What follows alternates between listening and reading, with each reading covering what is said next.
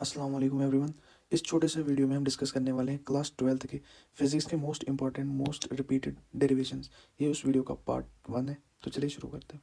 पहली डेरिवेशन जो है वो है फ्रॉम द चैप्टर इलेक्ट्रोस्टैटिक्स। तो क्या है वो है electric field due to dipole. Dipole की वजह से दो जगह पे इलेक्ट्रिक फील्ड होता है। एक तो डाइपोल की एक्सियल पोजीशन पे और डाइपोल की इक्वेटोरियल पोजीशन पे। पहले तो हम समझते हैं कि डाइपोल होता है क्या है। अगर हम यहाँ पे कोई माइनस चार्ज रखेंगे, फिर कुछ डिस्टेंस चलेंगे और यहाँ पे प्लस क्यू चार्ज रखेंगे, और इन दोनों के बीच में सेपरेशन जो है 2a रखेंगे। मतलब इसके सेंटर से प्लस क्यू तक, यहाँ से यहाँ तक ए और यहाँ से यहाँ तक ए, वही हो गया 2k। तो डाइपोल हम कैसे डिफाइन करेंगे?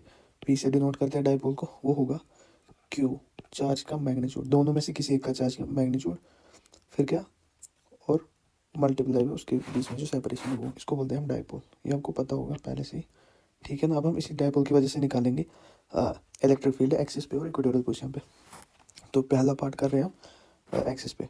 तो क्या करेंगे हम, एक डाइपोल हम कंसिडर करेंगे, प्लस क्यू माइनस क्यू है ना। फिर हम क्या करेंगे, इसकी टोटल लेंथ रखेंगे हम 2a, है ना। तो मतलब इसके सेंटर से यहाँ तक a डिस्टेंस है और यहाँ से यहाँ तक a डिस्टेंस है ना। ये तो सिंपल है। और अब मैं आपको बताऊँगा इक्वेटोरियल एक्सियल पोजीशन क्या है। अगर हम ये जो डायपोल है ना, इसी के एक्सिस पे आगे चलते जाएंगे तो इसको बोलेंगे एक्सियल पोजीशन। अगर हम एक्सियल पोजीशन के परपेंडिकुलर चले जाएंगे ऐसे, इसको बोलेंगे हम इक्वेटोरियल पोजीशन। इसको बोलेंगे इक्वेटोरियल, इसको बोलेंगे एक्सियल। पहले पार्ट में हमें एक्सियल पोजीशन पे निकालना है। तो मान लेते हैं हम ये जो है ना डायपोल का सेंटर, इसके सेंटर से हम यहाँ से r डिस्टेंस चलेंगे p पॉइंट तक, है ना। तो अब q पॉइंट से p पॉइंट तक कितनी डिस्टेंस रही? वो तो रही ना r है टोटल, r माइनस a, है ना। और माइनस q से कितनी रही? r plus a। सिंपल, इतना तो सिंपल है। अब p पॉइंट पे आप लोग देख लो, ये तो कंसिडर खुद ही करो। p पॉइंट पे जो है ना, वो तो प्लस क्यू की वजह से भी इलेक्ट्रिक फील्ड होगा, इसकी वजह से बाहर की तरफ होगा। क्यों? क्योंकि पॉजिटिव है, plus Q, electric field due to plus Q. अब माइनस क्यू की वजह से भी होगा ना, लेकिन वो अंदर की तरफ होगा। तो इतना तो आपको समझ आया। अब हम लिखेंगे इसके नीचे net electric field at point P. वो कितना आ जाएगा? ई नेट एट पी, वो कितना आ जाएगा? Electric field due to plus q charge and plus में electric field due to minus q charge. अब मेरे को, हमने तो यहाँ पे डिस्टेंस से देख लिया। अब ये भी आपको पता है, अगर कोई पॉइंट है, डिस्टेंस है r, इलेक्ट्रिक फील्ड कितना होता है? के क्यू बाई आर का होल स्क्वायर। तो के तो यहाँ पे रखेंगे q, और r क्या है? वो है प्लस क्यू की वजह से पहले निकाल रहे हैं ना, प्लस क्यू की वजह से वो आ जाएगा r माइनस ए का होल स्क्वायर, है ना। सिंपल। अब यहाँ पे माइनस लगाऊंगा मैं। माइनस में क्यों लगाऊंगा? मैं माइनस इसलिए नहीं लगाऊंगा कि माइनस क्यू चार्ज है हमारे पास, नहीं। मैं माइनस इसलिए लगाऊंगा क्योंकि प्लस क्यू की वजह से एक साइड पे इलेक्ट्रिक फील्ड है, माइनस क्यू की वजह से उसके अपोजिट, इसलिए मैं माइनस लगाऊंगा। ये इंपॉर्टेंट पॉइंट है। आप ये मत समझना कि माइनस क्यू चार्ज है, नहीं, अपोजिट डायरेक्शन, तभी मैं माइनस लगा रहा हूँ। फिर से लिखेंगे कि कितना आ जाएगा माइनस क्यू की वजह से? के क्यू आर प्लस ए का होल स्क्वायर, है ना। इसकी डिस्टेंस कितनी है? आर प्लस ए, इसकी आर माइनस ए है। अब हम क्या करेंगे, सिंपल कैलकुलेशन बची यहाँ से। अब कुछ भी नहीं है, के क्यू को पहले बाहर निकालेंगे, आर प्लस ए का होल स्क्वायर, मैं इसे लिख लेता हूँ, सॉरी, आर प्लस ए का whole square minus r minus a का होल स्क्वायर। डिनोमिनेटर में क्या है? इसका LCM, r minus a into r plus a का होल स्क्वायर। अब यहाँ से हम फॉर्मूला लगाएंगे ए प्लस बी का होल स्क्वायर, और हम ये भी फॉर्मूला नीचे करेंगे यूज़। ये मैं लिख दे रहा हूँ, आपको कन्फ्यूजन होगा वरना। ए प्लस बी है ना, ए माइनस बी इंटू, वो किसके बराबर होता है? ए स्क्वायर माइनस बी स्क्वायर। ये फॉर्मूला मैं यहाँ पे यूज़ करूँ, ऊपर में तो वो कर रहा हूँ मैं, ए प्लस बी का whole square equal to A square plus B square plus 2ab। Plus minus ध्यान रखो आप, अगर प्लस होगा ऐसे, ये तो आप ऐसे सिंपल खुद ही कैलकुलेट कर सकते हो। कितना आ जाएगा? आर स्क्वायर प्लस ए square plus 2ar minus R square, minus को पहले ऐसे रखेंगे, minus R square minus 2ar plus ए स्क्वायर, है ना। नीचे कितना बन रहा है? ये बन रहा है ये बन रहा है R square minus A square whole square, है ना। तो अब यहाँ पे माइनस को हम अंदर भेजेंगे ऊपर, R square plus A square plus 2ar minus R square plus 2ar minus A square. अब आप कैंसिलेशन खुद कर लो, कितना बच रहा है? R square minus A square. ये क्या क्या कट रहा है? ये भी कट रहा है, ये भी कट रहा है, ये भी और ये भी, है ना। सॉरी, ये भी कट रहा है और ये भी कट रहा है, ठीक। कितना बचा? क्या यहाँ से के क्यू 2 टाइम्स 2ar, है ना। और नीचे अपना ही है, नीचे कितना है? R square minus A square का होल स्क्वायर। तो अब हमें पहले ही मैंने आपको बताया था डायपोल की फॉर्मूला क्या थी, वो थी Q इंटू 2A। अब हम यहाँ से देखेंगे Q तो ये है, 2A तो ये है। अब इसके बदले हम यहाँ पे लिखेंगे P, है ना। बचा कितना, 2K भी बचा और R भी बचा। नीचे क्या है, R square minus A square, है ना। ठीक, इतना तो ठीक है। अब हम यहाँ से क्या करेंगे, P K 2R, ये तो हो गया डेराइव फॉर्मूला इसका एट एक्सियल पोजीशन। अब आप सोच लो, अगर हम मान लेंगे यहाँ से ये जो A है ना, ये क्या था, हमारे प्लस और माइनस Q के बीच में सेपरेशन, है ना। एक एजम्पशन यहाँ पर लेनी है। अगर हम ये जो R डिस्टेंस थी ना सेंटर ऑफ डाइपोल से, अगर हम मान लेते हैं ना ये बहुत बहुत ज़्यादा है, मतलब R हम मान लेते हैं बहुत ज़्यादा है A से, तो हम A को नेगलेक्ट कर सकते हैं, A कैन बी नेगलेक्टेड, है ना। तो क्या करेंगे हम, ये पहले तो इसको अब यहाँ पे बॉक्स में रखो। तो अगर हम R को R को मान लेंगे तो बहुत बड़ा है, तो A यहाँ पे नेगलेक्ट होगा, तो फिर क्या बन रहा है, ये बन जाएगा E equals to 2PKR upon R square. ये तो हम नेगलेक्ट कर रहे हैं, तो बाहर का स्क्वायर भी अंदर ही आएगा, है ना। तो यह बन जाएगा R⁴। ये कितना बन रहा है, 2PK/R³। ये होता है फॉर्मूला, ये आप यहाँ पे लिख लेना। If R is greater than much greater than A, फिर क्या मान लेते हैं हम, A को हम नहीं नेगलेक्ट कर लेते हैं। ये तो पॉइंट कहाँ पे हो गया, एक्सियल पोजीशन पे, नहीं एक्सिस पे हो गया। अब हमें एक्सियल पोजीशन पे डिराइव करना है, तो कैसे करेंगे देख लेते हैं। वो भी बी पार्ट में कर लेंगे हम। Electric field due to a dipole at equatorial position, है ना। ये भी जल्दी जल्दी से कर लेते हैं। इसमें भी ऐसे ही पहले हम डाइपोल कंसिडर कर लेंगे, है ना। यहाँ पे प्लस Q, इसके बीच में जो है ना 2A डिस्टेंस लेंगे हम, यहाँ से यहाँ तक A, यहाँ से यहाँ तक A। फिर हम क्या करेंगे, अब हमें इक्वेटोरियल पोजीशन पे लेना है ना कितना इलेक्ट्रिक फील्ड है। तो डायग्राम बना लेते हैं। अब आप डायग्राम ये देखो, आप अगर ये A है, ये हम मान लेते हैं, ये जो है ना ये डिस्टेंस हम मान लेते हैं y। अगर ये A है तो ये y है, तो ये कितना आएगा, हाइपोटेन्यूज सिंपल पाइथागोरस है ना। तो हम मान लेते हैं ये r है, r equal to √y² plus a²। ये भी यही होगा ना, ये भी r ही होगा, कितना ही लिख लेते हैं, r ये भी है ना। हम मान लेते हैं ये थीटा से यहाँ से इंक्लाइंड है, ये भी यहाँ से थीटा से इंक्लाइंड है। तो अब क्या होगा, पॉजिटिव Q चार्ज है ना, प्लस Q चार्ज, इसकी वजह जो है ना ऐसे आ जाएगा इलेक्ट्रिक फील्ड, है ना। आई होप ये आपको समझ आ गया क्यों आया होगा ऐसे, क्योंकि पॉजिटिव है, ठीक है ना। अगर ये यहाँ पे थीटा से इंक्लाइंड है, ये भी थीटा से यहाँ से होगा। अब इस प्लस Q के दो कंपोनेंट आ जाएंगे, यहाँ से आ जाएगा E cos थीटा, और इसके परपेंडिकुलर कौन सा वाला आ जाएगा, E sin थीटा, ये तो आपको पता ही होगा, ठीक है ना। अब जो माइनस Q चार्ज है, अब ये ध्यान में रखो, यहाँ पे माइनस Q चार्ज की वजह से अंदर की तरफ आ जाएगा इलेक्ट्रिक फील्ड, है ना। अंदर की तरफ आ जाएगा electric field due to minus Q, वो कितना आ जाएगा। अब यहाँ पे एक बात यहाँ पे समझो, अगर ऊपर एक लाइन है, ये लाइन, और नीचे एक लाइन है ना, ये यहाँ से थीटा से इंक्लाइंड है कोई लाइन, यहाँ से थीटा से इंक्लाइंड है, ये आ जाएगी ऑटोमेटिकली थीटा से, क्योंकि ये पैरेलल लाइंस होती है। तो ये प्रॉपर्टी आप लोगों ने शायद पढ़ी होगी, इसीलिए ऊपर वाला एंगल भी थीटा ही होगा। मतलब कौन सा वाला, ये यहाँ से थीटा है ना, तो ऊपर वाला एंगल भी थीटा ही होगा, ये वाला एंगल भी थीटा है, ठीक। अब इसके बाद क्या होगा, इसके भी दो कंपोनेंट कर लेते हैं। यहाँ से तो आ जाएगा E sin थीटा, यहाँ से आ जाएगा E cos थीटा, सेम, इसको प्लस कर लेंगे। अब यहाँ पे सेम ही या क्यों आ गए कंपोनेंट्स, क्योंकि हमें ना चार्ज के मैग्नीट्यूड में इंटरेस्ट है। ऐसा नहीं कि हमें ये करना है माइनस Q से इंटरेस्ट है, क्यों, हम तो डायरेक्शन खुद ही ले रहे हैं ना, क्योंकि हमें पता है ये नेगेटिव चार्ज है तो इसकी डायरेक्शन यहाँ इस तरफ होगी, ये पॉजिटिव है इसकी डायरेक्शन इस तरफ होगी, है ना। हमें खुद ही पता है ये सब, तो इसलिए हम माइनस को नहीं कर रहे हैं यहाँ पे कंसिडर, हम खुद ही डायरेक्शन बना रहे हैं। अब देख लो कुछ कैंसिल हो रहा है यहाँ पे, है ना। ये इसको काटेगा क्योंकि सेम मैग्नीट्यूड है ना, तो इसलिए काटेगा। तो यहाँ पे नेट कितना आ जाएगा, यहाँ इस तरफ नेट बन जाएगा इलेक्ट्रिक फील्ड नेट। इस पॉइंट को हम सेम ही मान लेंगे, पॉइंट P नेट, यहाँ पे लिख लेते हैं electric field at point P, वो कितना आ जाएगा, E नेट, वो आ जाएगा 2E cos थीटा। अब आपको पता है यहाँ पे ट्रायंगल बन रहा है ना, ये तो ट्रायंगल बन रहा है ना यहाँ पे। अब इसमें cos थीटा कितना होगा, क्योंकि हमें cos थीटा यहाँ पे ज़रूरत है ना। cos थीटा कितना बन रहा है, बेस बाय हाइपोटेन्यूज, बेस कितना है E, हाइपोटेन्यूज कितना है R, वो कितना है वहाँ से A/√y² प्लस a², सही है ना।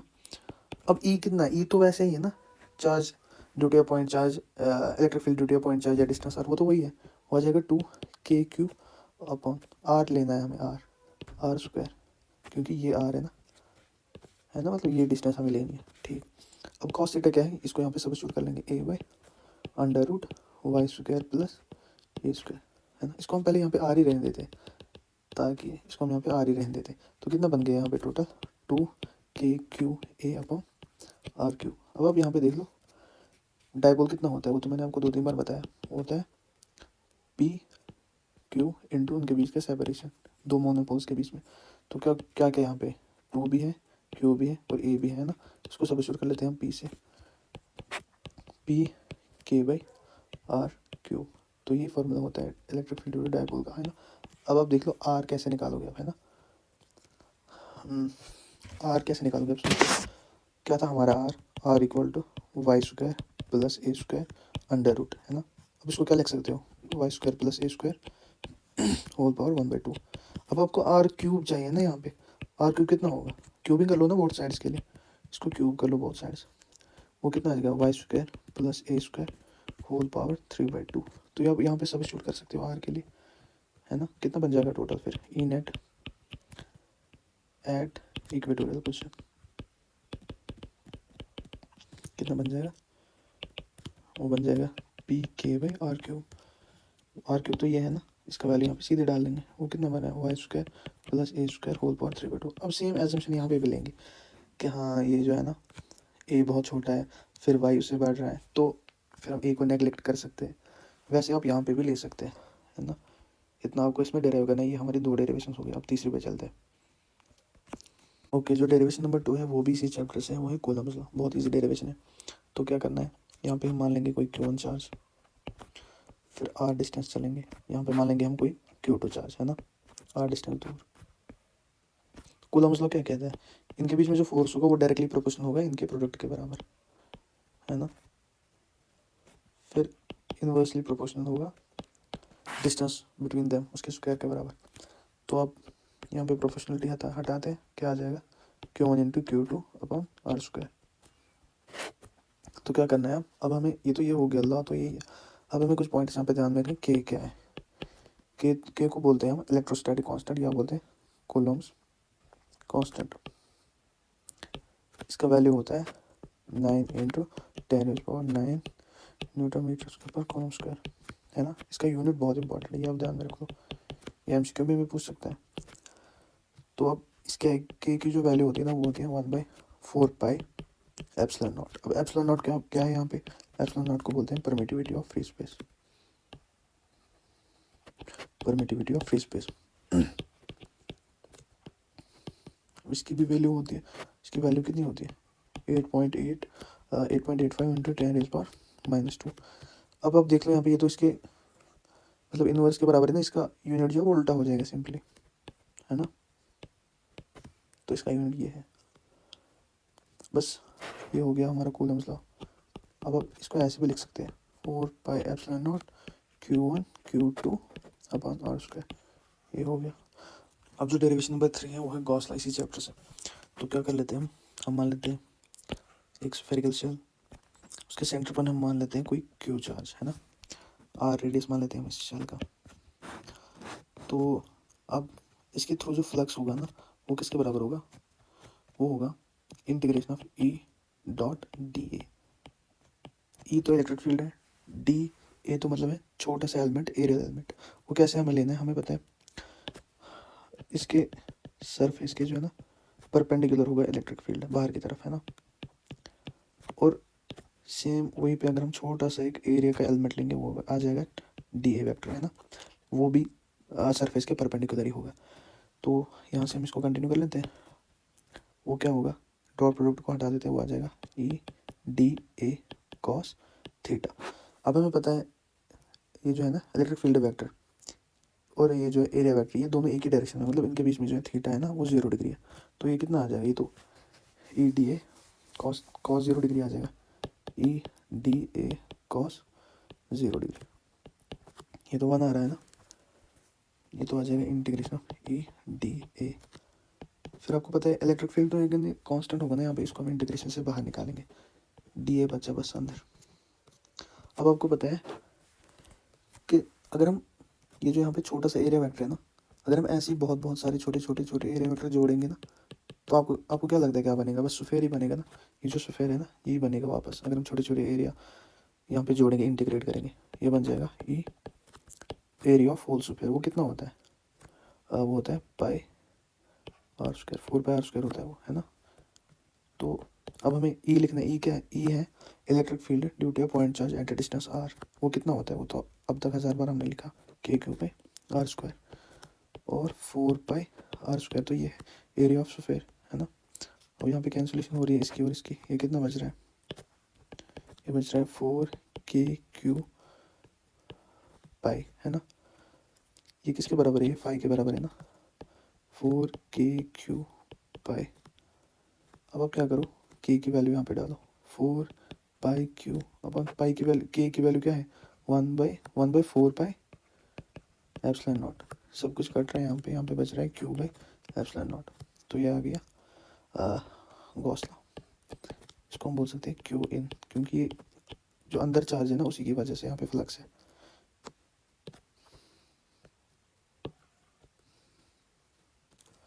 ओके, यहाँ से तो हमने गॉस लॉ की डेरिवेशन करी। अब हमें गॉस लॉ के कुछ एप्लीकेशंस, वो भी बहुत बड़े, वो भी आते हैं। 2-3 एप्लीकेशन वो कर लेते हैं। एप्लीकेशन 1 क्या है? Electric field due to infinite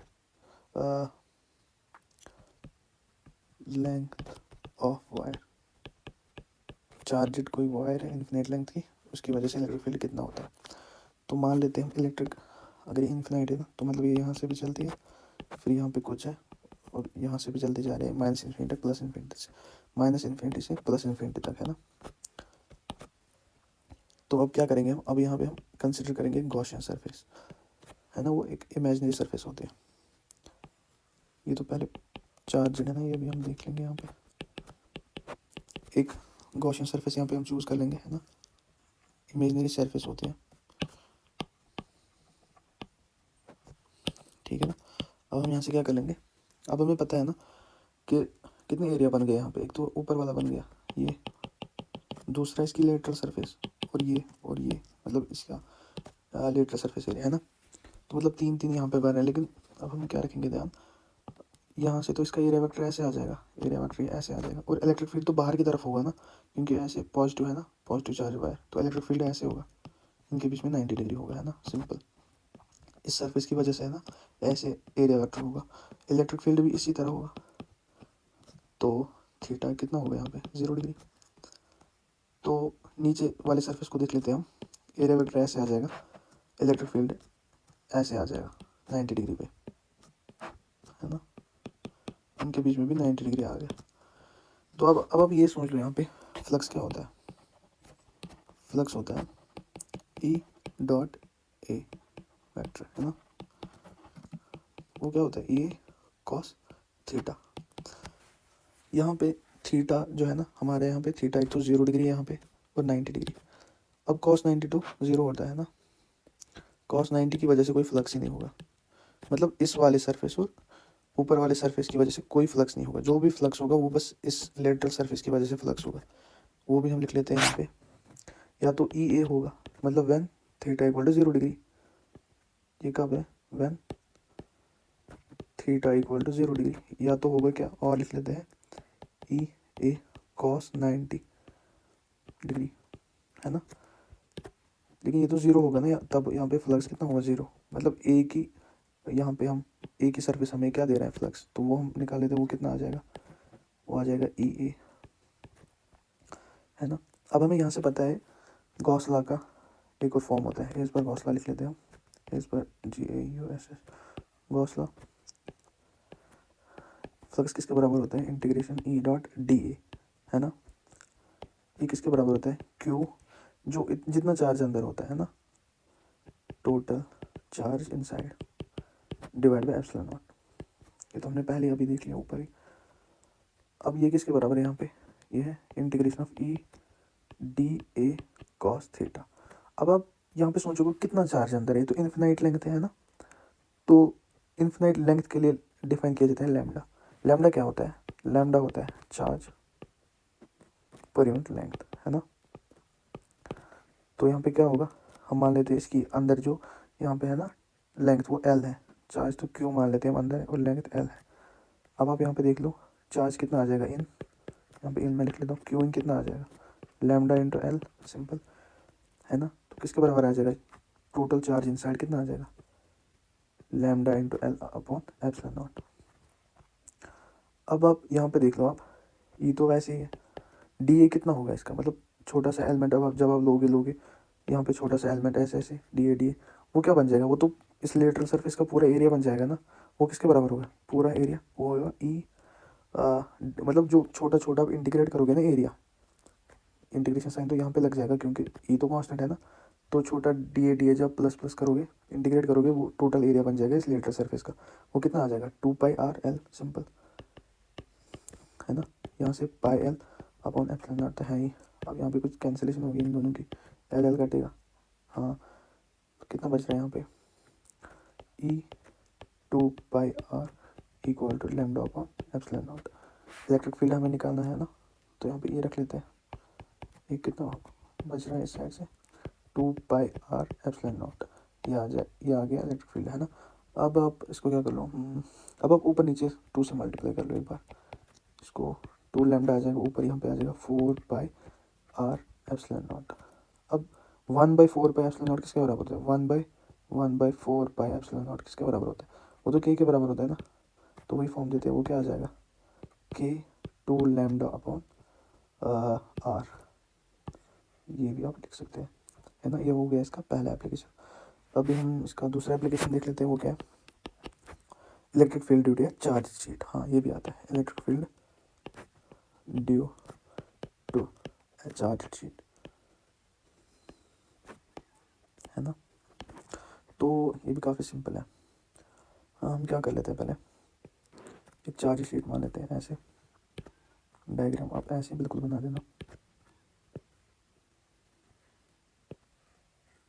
है ना, ऐसा कोई चार्ज शीट है। अब आप क्या करो, अब आप इसमें गॉसियन सरफेस जो है ना वो चूज़ कर लो, वो इमेजनरी सरफेस जो मैंने बताया था। तो कैसे बन जाएगी यहाँ पे इमेजनरी सरफेस, ऐसे स्फेरिक बना लो, ऐसे बना लो, यहाँ से बाहर निकलता मान लो ऐसे। तो मान लो कोई एक गॉसियन सरफेस है, इसको बोलते हैं गॉसियन सरफेस, इमेजनरी सरफेस होती है ना। अब आप क्या करो, हाँ ये तो ये जो है ना ये पॉजिटिवली चार्जेड है, यूनिफॉर्मली डिस्ट्रीब्यूटेड चार्ज है इसमें। अब आप यहाँ से क्या कर लो, अब आप देख लो ऐसे कंपोनेंट्स देख लो इलेक्ट्रिक फील्ड के। अब एरिया वेक्टर तो यहाँ पे भी ऐसे ऊपर की तरफ आ जाएगा, इलेक्ट्रिक फील्ड कैसे होगा, इलेक्ट्रिक फील्ड तो ऐसे बाहर की तरफ होगा ना, और एरिया वेक्टर भी यहाँ पे इसी तरफ होगा। यहाँ पे भी इलेक्ट्रिक फील्ड है ऐसे, एरिया वेक्टर भी ऐसे ही है ना। अब यहाँ पे भी इन्हीं दो जगह से फ्लक्स पास होगा, यहाँ से नहीं होगा क्योंकि ये परपेंडिकुलर है, इलेक्ट्रिक फील्ड तो ऐसे है, ये परपेंडिकुलर है 90 डिग्री बना, 90 डिग्री एंगल पे, तो फ्लक्स यहाँ से ज़ीरो होगा। यहाँ पे मैं लिख लिखूँ, यहाँ पे फ्लक्स जो है ज़ीरो बिकॉज 90 डिग्री है ना, इतना तो आपको समझ आ जाएगा यहाँ से। अब वहाँ पे जैसे हमें यहाँ पे दिखा था ना lambda charge per unit length, यहाँ पे हमें देखना है सिग्मा। सिग्मा यहाँ पे डिफाइन हमें करना है, सिग्मा क्या होता है, सिग्मा होता है चार्ज पर यूनिट एरिया है ना, क्योंकि लेमिना है इसलिए यहाँ पे चार्ज शीट लेमिना होता है, इसलिए यहाँ पे सिग्मा डिफाइन करा जाता है। तो यहाँ मान लेते हैं हम क्यू अपॉन ए, तो क्यू कितना आ जाएगा सिग्मा इंटू ए है ना, इसको भी यहाँ पे ध्यान में रखो। अब आपको पता ही है वैसे ही वही गॉस लॉ, फ्लक्स किसके बराबर होता है इंटीग्रेशन ऑफ ई डी ए। अब यहाँ पे देखो, यहाँ से भी फ्लक्स पास हो रहा है, यहाँ से भी फ्लक्स पास हो रहा है, दो जगह से हो रहा है ना पास, तो दो बार लिखो प्लस करके, plus integration of E d a dot, आ गया ना दो बार है ना। तो इसको आप प्लस कर लो, ये किसके बराबर होता है लेकिन Q in upon epsilon not है ना। वो कितना आ जाएगा सिग्मा ए तो क्यू इन है, यहाँ पे हमने निकाला था Q in upon epsilon nought, ये कितना आ जाएगा 2 integration E dot D A equal to sigma A upon epsilon nought. यहाँ से क्या आ जाएगा, ये तो ऐसे 2e है ना, a sigma A upon epsilon naught, ऐसे बाहर आ जाएगा ये, यहाँ पे ए कट जाएगा, एक सेकेंड सॉरी, ये यहाँ से कट जाएगा, क्या आ रहा है यहाँ से, इलेक्ट्रिक फील्ड किसके बराबर आ रहा है यहाँ पे, सिग्मा अपॉन 2 एप्सिलॉन नॉट। ये एप्लीकेशन दूसरा है, ये फॉर्मूला हो गया यहाँ पे डेरिव। ये क्या था, चार्ज शीट की वजह से इलेक्ट्रिक फील्ड। अब एप्लीकेशन 3 यहाँ पे हम देख लेते हैं, electric field due to spherical shell. Spherical shell या होलो शेल भी आप उसको बोल सकते हैं ना, होलो स्फेयर, ठीक है ना। अभी हम यहाँ पे क्या कर लेंगे, यहाँ पे हम पहले एक होलो स्फेयर बना लेंगे, शेल बना लेंगे यहाँ पे ना, आर रेडियस का। इसका हम मान लेते, इसके सरफेस पे चार्ज है क्योंकि हॉलो है ना, इसके सरफेस पे रहेगा सारा चार्ज, क्यू चार्ज मान लेते हैं, क्यू चार्ज है टोटल। तो पहले हम केस 1 वो क्या करेंगे, हम इनसाइड, केस 1 हम मान लेंगे इसके इनसाइड, मतलब इसके अंदर। अब हम, आप लोग यहाँ पे सोचो एक बात, यहाँ पे तो इसके अंदर कोई चार्ज ही नहीं रहेगा ना, है ना, इसके अंदर तो कोई चार्ज ही नहीं रहेगा, मतलब क्यू इन जो है ना वो तो ज़ीरो रहेगा ना, तो फ्लक्स भी ऑटोमेटिकली ज़ीरो रहेगा इसके अंदर, क्योंकि चार्ज ही नहीं है इसके अंदर, तो फ्लक्स पास कुछ होगा ही नहीं। अब हम दूसरी गॉसियन सरफेस लेंगे और वो हम इसके बाहर लेंगे, वो हम इसके बाहर लेंगे, उसको मान लेते हैं हम सेंटर से आर डिस्टेंस पर, है ना। तो आउटसाइड केस 2 यहाँ पे लेंगे हम, केस 2 आउटसाइड, है ना। वो क्या रहेगा, उसकी फॉर्मूला क्या है, flux equal to integration of E dot D A, simple है। वो क्या होगा, क्यू बाई एप्सिलॉन नॉट के बराबर, ये आ जाएगा ई ए के बराबर क्यू बाई एप्सिलॉन नॉट। अब आप सोचिए, ये जो स्फेरिकल शेल है ना, ये एक पॉइंट चार्ज की तरह बिहेव करेगा, है ना, मतलब ये चार्ज यहाँ पे है और इसके बाहर जो है ना वो पूरा एक गॉसियन सरफेस हमने ली यहाँ पे, ये जो है ना ये हमने गॉसियन सरफेस ली, गॉसियन सरफेस। तो अब क्या होगा आगे, मतलब ये यहाँ पे क्या होगा, हमें लगेगा कि पूरा चार्ज इसके अंदर ही है ना, पूरा चार्ज के इसी के अंदर, गॉसियन सरफेस के अंदर, क्यू इन जो है ना वो क्यू ही है यहाँ पे, है ना। तो अब ये किसके बराबर है, ई तो ठीक है, इस होलोस्फीयर के किसके क्या एरिया आएगा, किसके बराबर इसका एरिया आएगा होलोस्फीयर का, वो आ जाएगा 4πr²। यहाँ से Q Q Q in sorry Q in upon epsilon not. अब यहाँ से हमें ई निकालना है ना, ई क्या आ जाएगा, Q upon 4πr² epsilon not. 1/4 epsilon not को क्या लिख सकते हैं, के Q upon epsilon not r², नहीं एप्सिलॉन नॉट नहीं आएगा, r² आ जाएगा बस डिनोमिनेटर में, है ना, क्योंकि हमने 1/4 एप्सिलॉन नॉट को के लिखा, इसीलिए ये आ जाएगा। तो ये हो गया इसका एप्लीकेशन 3 भी कंप्लीट, है ना। तो अब जब कितने डेरिवेशन हमने की, अच्छा अब डेरिवेशन नंबर 3 जो है ना, टॉर्क ऑन अ डायपोल है, derivation 3 okay, torque on A dipole in uniform magnetic field, external uniform magnetic field, कहाँ पे है, external electric field, sorry electric field. क्या कर लेते हैं हम यहाँ पे हम एक यूनिफॉर्म इलेक्ट्रिक फील्ड मान लेते हैं पहले, फिर हम इसमें एक डायपोल रख दे रहे हैं, खुद ही रखेंगे, -q + q, है ना। मान लेते हैं यहाँ से यहाँ तक इसकी लेंथ a है और यहाँ से बाकी ए भी है, ठीक है ना। अब हॉरिजॉन्टल से मान लेते हैं ये थीटा पे इंक्लाइंड है डायपोल। अब क्या होगा, आप लोग अब यहाँ पे देखो, इसकी वजह से तो ऐसे फोर्स आ जाएगा क्योंकि इलेक्ट्रिक फील्ड है ना, ये यहाँ की तरफ है, यहाँ तो ऐसे आ जाएगा, और -q है ना यहाँ पे, तो वो तो अपोजिट चला जाएगा उसका इफेक्ट फोर्स का। मतलब आप सोचो यहाँ से भी फोर्स लग रहा है, यहाँ से भी फोर्स लग रहा है, बस वो अपोजिट डायरेक्शन में लग रहे हैं, है ना।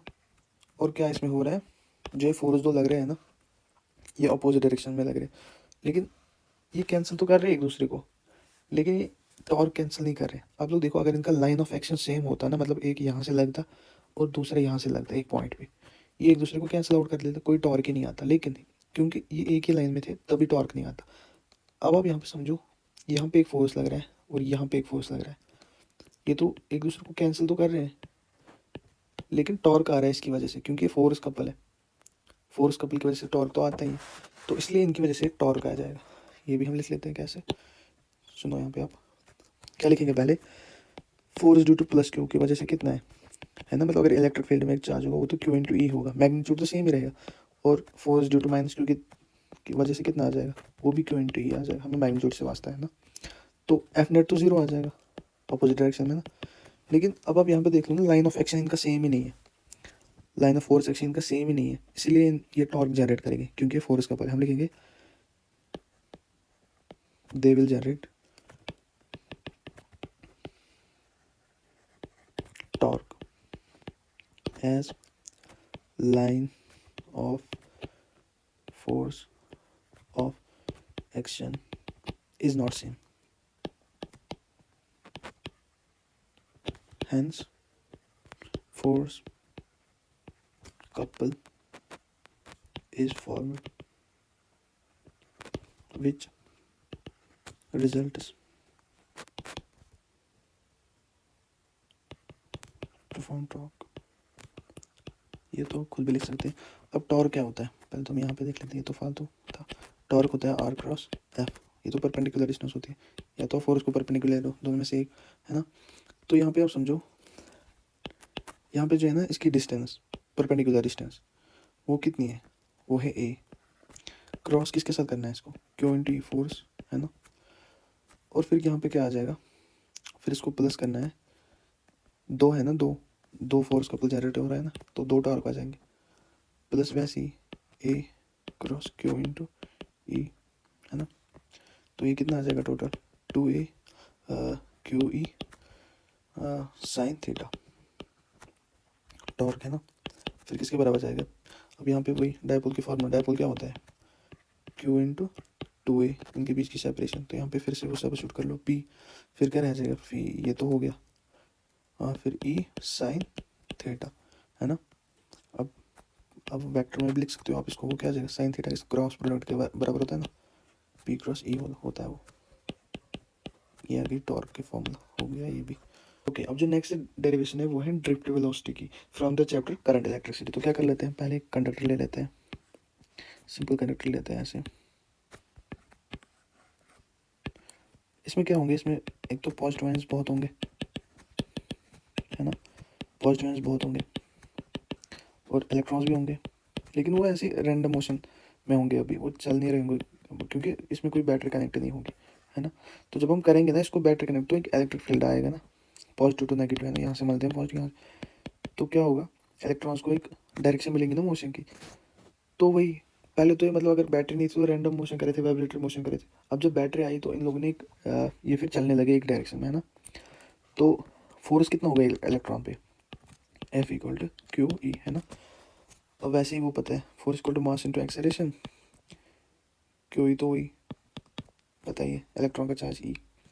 अब एक्सेलरेशन यहाँ से कर लेते हैं ऐसे, है ना, इसको रीअरेंज कर लेते हैं। अब हमें पता है एक्सेलरेशन क्या होती है, change of velocity per unit time. अब आप यहाँ पे मतलब जब ये कोलाइड करते हैं ना, इलेक्ट्रॉन यहाँ से यहाँ जाता है, यहाँ से यहाँ जाते हैं, मतलब ये बहुत सारे कोलिजन्स करता है ना, मतलब बहुत सारे अदर पार्टिकल्स के साथ टक्कर करके चलता है। तो यहाँ से यहाँ तक एक सक्सेसफुल कोलिजन में इसको कितना टाइम लगेगा ना, उसको हम बोलते हैं टाउ। टाउ क्या होता है, mean relaxation time, mean relaxation time, time taken between two collisions आप इसको बोल सकते हो।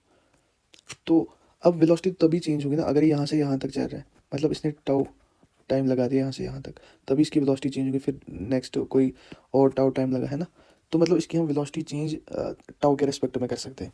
तो ये आ जाएगा वेलोसिटी ड्रिफ्ट अपॉन टाउ, फिर किसके बराबर आ जाएगी, e electric field divide by m, है ना। अभी हम वी डी को यहाँ रखेंगे, इसी को हम बोलते हैं ड्रिफ्ट वेलोसिटी इनटू टाउ, इसको बोलते हैं हम ड्रिफ्ट वेलोसिटी। ये है ड्रिफ्ट वेलोसिटी की एक्सप्रेशन, है ना। अभी आप यहाँ पे ये बात भी समझो, अगर हम कंडक्टर में टेम्परेचर इंक्रीज़ करेंगे, टेम्परेचर जब हम इंक्रीज़ करेंगे तो कोलिजन्स ज़्यादा से ज़्यादा होंगे, है ना, नंबर ऑफ कोलिजन्स इंक्रीज़ होंगे। तो उससे क्या होगा, जब ज़्यादा से ज़्यादा कोलिजन करेंगे तो मतलब अगर यहाँ से यहाँ तक एक कोलिजन हो रहा था एक मिनट में, अब तो जब कोलिजन ज़्यादा हो रहे हैं ना, तो मतलब टाउ भी तो कम होगा अब, क्यों, क्योंकि कोलिजन ज़्यादा हो रहे हैं, टेम्परेचर ज़्यादा इंक्रीज़ हम नहीं करा, तो उसकी वजह से क्या होगा, ये जो ड्रिफ्ट वेलोसिटी ये डिक्रीज़ होगी। यह पॉइंट ऐसे ही ध्यान में रखो, है ना। ये तो ड्रिफ्ट वेलोसिटी की इक्वेशन होगी। अब जो नेक्स्ट डेरिवेशन है वो है रिलेशन बिटवीन, ये भी बहुत इंपॉर्टेंट है, वो है relation between current density,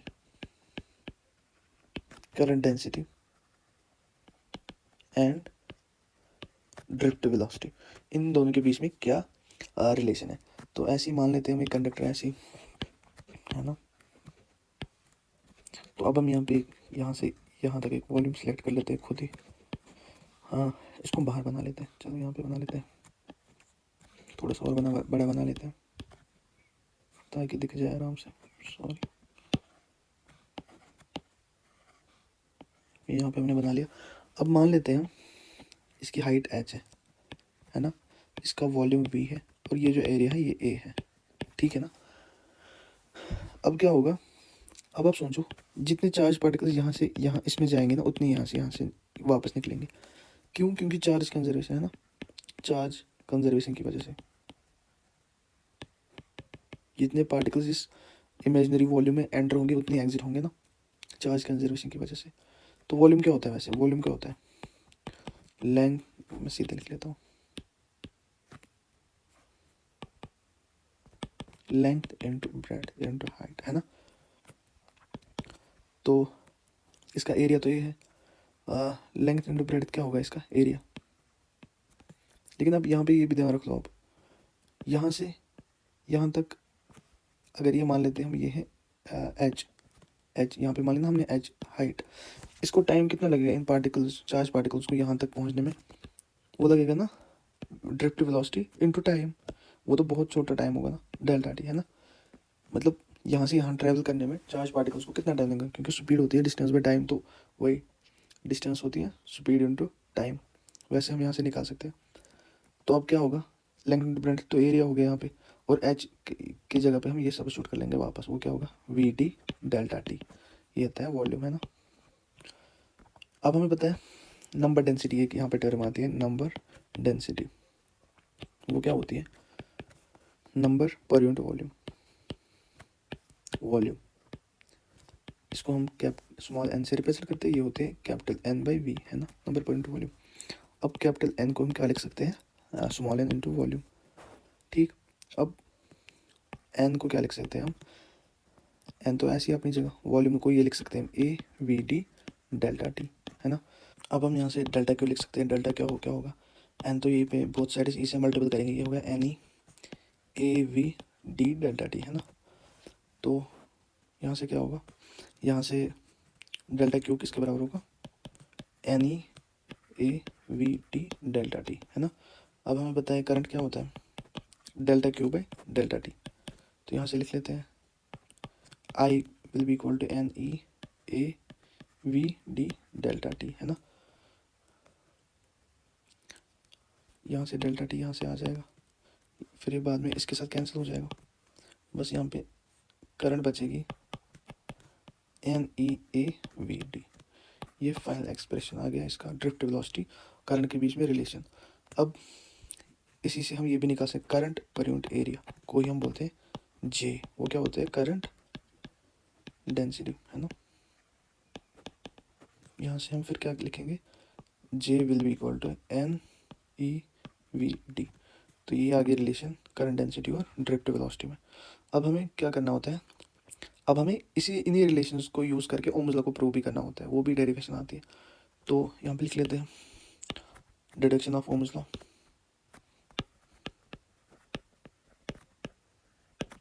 of Ohm's law from, है ना, करंट डेंसिटी और ड्रिफ्ट वेलोसिटी से ही इसको ओम्स लॉ को डिराइव करना है यहाँ से।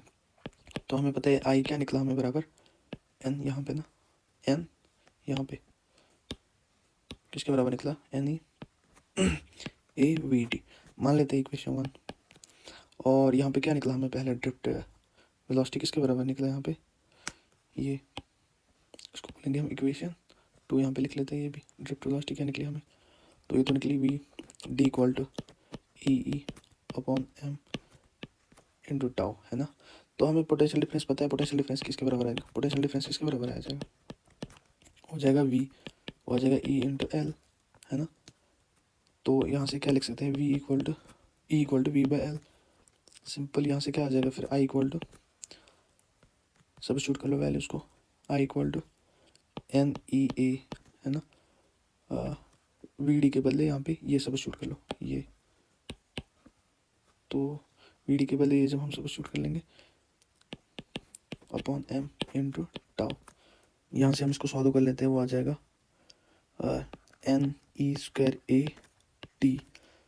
अब यहाँ से तो एम आ जाएगा और यहाँ पे ई बचा, ई को हम फर्दर क्या लिख सकते हैं, यहाँ से वैल्यू इसका उठाएंगे, वो क्या लिख सकते हैं हम, N E square A tau upon M V by L, है ना।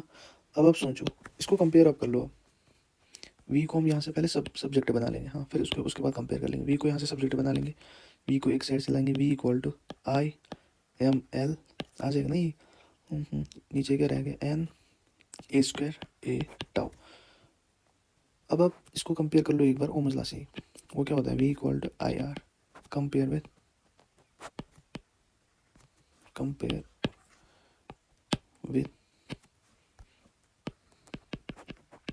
इसके साथ इसको कंपेयर कर लो, तो यहाँ पे आप लोग को दिख जाएगा वी इक्वल टू आई को तो छोड़ो, जो बाकी रह गया वो आर है, वो क्या है, M L divide by N E square A tau, है ना, वो बाकी आर है। तो आर या आर हम यहाँ पे लिख लेते हैं, आर क्या आ गया हमारा रेजिस्टेंस, वो क्या आ गया, m l upon N E square ए टाउ, है ना।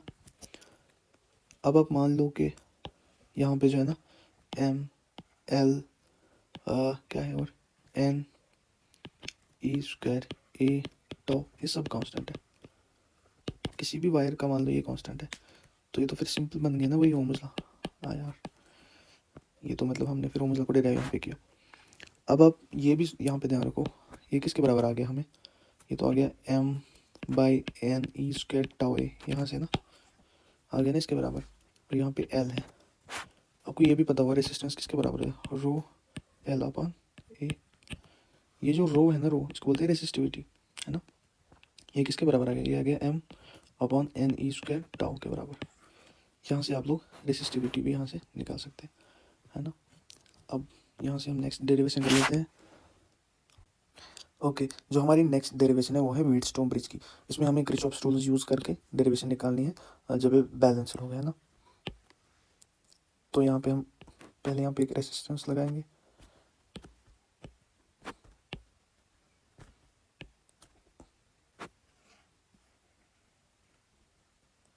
चार रेसिस्टेंस हम लगाएंगे, बीच में गैल्वेनोमीटर होगा, है ना।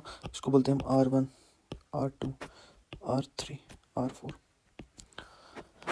और इसको इस सर्किट को हम यहाँ से एक्सटर्नली बैटरी के साथ कनेक्ट कर लेंगे, है ना। पॉजिटिव टर्मिनल नेगेटिव में यहाँ से मान लेते हैं करंट आई। तो जब यहाँ से यहाँ पे पहुँच के यहाँ से I1 जाएगी I2, है ना। प्लस माइनस मान लेते हैं हम हर एक रेजिस्टेंस के अक्रॉस, प्लस माइनस। फिर क्या होगा, जब यहाँ पे मैं ऐसे इस कलर से ये कलर यूज़ कर लेता हूँ एक सेकेंड। तो यहाँ पे जब एक करंट पहुँचेगी I1, फिर यहाँ से भी I1 जाएगी, यहाँ से भी I1 जाएगी। मैं आपको बताता हूँ क्यों। यहाँ से I2 जाएगी, यहाँ से I2 वापस जाएगी, यहाँ से I2 वापस जाएगी, यहाँ से निकलेगी I वापस, वो कितनी होगी I1 प्लस I2। क्योंकि जब ये बैलेंस होगा ना व्हीटस्टोन ब्रिज, तो यहाँ पे और यहाँ पे जो है ना पोटेंशियल सेम होगा, यहाँ पे भी V होगा, यहाँ पे भी V होगा। उसकी वजह से इस गैल्वेनोमीटर में जो है ना कोई करंट ही नहीं आएगी, है ना, कोई करंट नहीं आएगी। अब हम यहाँ पे किरचॉफ्स जो है ना रूल्स लगाएंगे, इस लूप में लगाएंगे पहले, फिर इस लूप में, है ना, लूप 1 लूप 2। तो लूप 1 में लगाएंगे पहले हम क्या करेंगे। अब हमें पता है जब हम करंट की तरफ रेजिस्टेंस के अक्रॉस जाते हैं तो माइनस आई आर का पोटेंशियल घटता है ना। यहाँ पे I1 है और R1 है, मतलब इतना पोटेंशियल घटेगा माइनस। जब हम रेजिस्टेंस में करंट की तरफ जाएंगे, करंट के फ्लो की तरफ जाएंगे तो माइनस आई आर का पोटेंशियल घटेगा। अगर हम उसके ऑपोजिट जाएंगे, मतलब यहाँ से यहाँ जाएंगे, तो बढ़ेगा पोटेंशियल आई आर, है ना। वही कंसेप्ट हम यूज़ यहाँ पे करेंगे। तो नीचे लिखेंगे हम फिर लूप 1 में, पहले हम यहाँ जाएंगे फिर यहाँ जाएंगे, मतलब यहाँ पे लिखेंगे फिर यहाँ का लिखेंगे। कैसे लिखना देखते हैं। लूप 1 में लिखेंगे हम माइनस I1 R1। अब यहाँ से लिखेंगे हम प्लस I2 R2, है ना, I2 R2। तो लूप तो क्लोज हो गए, इसे 0 के इक्वल लगाएंगे। फिर यहाँ से हम लूप 2 पे भी लिखते हैं सेम ऐसे ही। रेसिस्टेंस में करंट की तरफ जा रहे, करंट के डायरेक्शन की तरफ जाए तो माइनस आई आर का पोटेंशियल घटेगा, कितना आ जाएगा I1R3 है ना, प्लस यहाँ से इसके अपोजिट जा रहा है ना तो बढ़ेगा पोटेंशियल कितना, प्लस I2R4 है ना, प्लस I2R4, ये किसके बराबर है, 0 के बराबर है। तो यहाँ पे हमें कुछ भी नहीं है, अब इन दो इक्वेशंस को सॉल्व करना है, तो लिख लेते हैं सीधे सिंपल। अब यहाँ से कुछ बचा ही नहीं है, I1R2 इक्वल टू I1R1 है ना, यहाँ से क्या आएगा I1R3 इक्वल टू I2R4। अब हमें I1 I2 तो नहीं चाहिए ना, क्या कर लेंगे, यहाँ से निकालेंगे रेशो I2/I1 किसके बराबर होगा, I2/I1 R1/R2 के बराबर। यहाँ से क्या होगा, यहाँ से भी यही रेशो निकालेंगे, I2/R1 R3/R4 के बराबर होगा ना। I2 इसको तो एलिमिनेट ही करेंगे, I2 I1 को ही तो ज़रूरत नहीं है, इन दोनों को इक्वेट करेंगे।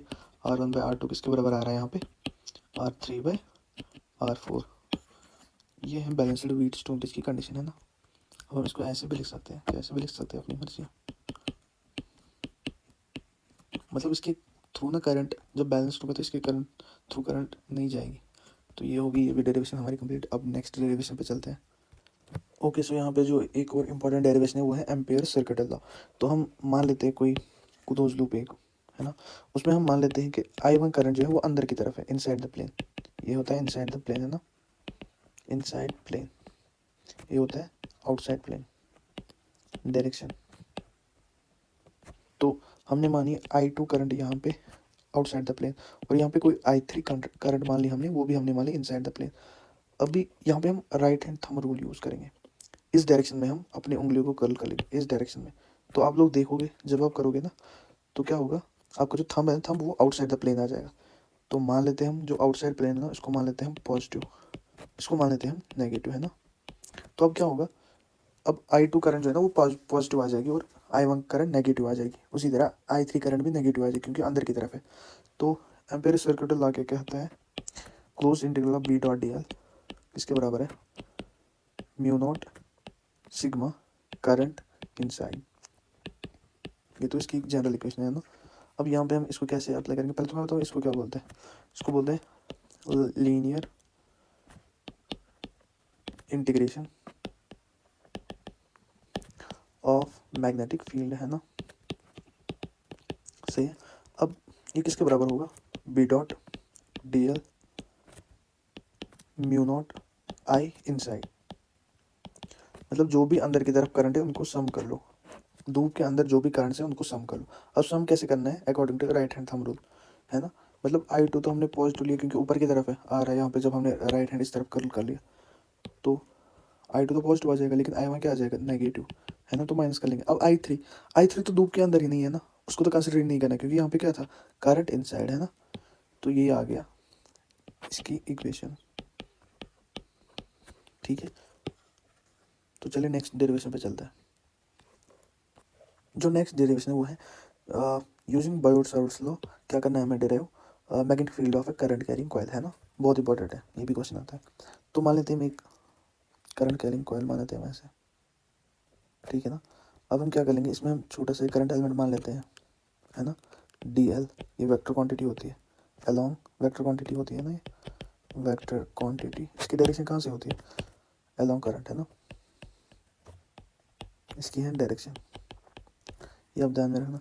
तो यहाँ से तो हम मान लेते हैं पहले करंट ऐसे जा रही है इसकी, तब ये इसी डायरेक्शन में इसकी भी डायरेक्शन होगी, ठीक है। ये मान लेते हैं हम, ये रेडियस R है।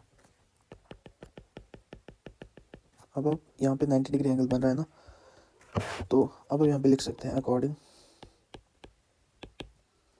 To Biot-Savart's law. वो क्या होता है, DB छोटा सा मैग्नेटिक फील्ड किसके बराबर, mu naught upon 4 pi I छोटी सी लाइन DL R², उनके बीच का एंगल साइन थीटा है ना। तो यहाँ पे जो है ना थीटा जो है 90 डिग्री के बराबर है, यहाँ पे है ना थीटा 90 डिग्री के बराबर। तो क्या आ जाएगा, ये mu naught upon 4 pi I DL/R²। तो अब हम B नेट पूरा निकालेंगे, वो क्या होगा, इंटीग्रेशन ऑफ छोटे छोटे इस मैग्नेटिक फील्ड को कंटिन्यूसली क्या करेंगे, इंटीग्रेट करेंगे, तभी तो नेट आ जाएगा। वो किसके बराबर होगा, इंटीग्रेशन ऑफ क्लोज इंटीग्रल, क्योंकि लूप भर रहा है ना, सर्कुलर लूप कॉइल, तो इसलिए हम क्लोज इंटीग्रल लगाएंगे, mu not I D L upon 4πr², है ना। तो इंटीग्रेशन से कॉन्स्टेंट टर्म्स को बाहर निकालते हैं, तो ये क्या आ जाएगा, ये आ जाएगा आई mu not I upon 4πr² और इंटीग्रेशन डी एल। अब आप ये समझो, अगर आप छोटे छोटे छोटे छोटे करंट एलिमेंट्स को एकदम ऐड करोगे ना, तो ये पूरी सर्कमफ्रेंस बन जाएगी। तो यहाँ पे हम क्या लिखेंगे, यहाँ पे लिख लो आप, but close integral D L, ये लूप है ना, इसलिए क्लोज इंटीग्रल 2πr, ये तो सर्कमफ्रेंस के बराबर ही आ जाएगा जब आप छोटे छोटे करंट एलिमेंट्स को ऐड करोगे। तो ये किसके बराबर आ जाएगा, अब आप इसका वैल्यू यहाँ पे डालोगे तो बी आ जाएगा बराबर mu naught 2πi upon 4πr।